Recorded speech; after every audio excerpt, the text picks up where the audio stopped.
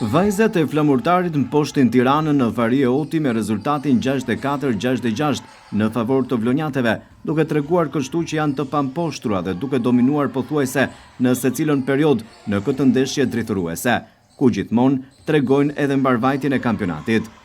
Ashtu blindohet vendi i parë në kampionatin kombëtar pas fazës play-off, duke kaluar në gjysmë finale, ku Flamurtarin e pret ndeshja me Teutën. Ndeshja me Tiranën ka folur për Flamurtarin.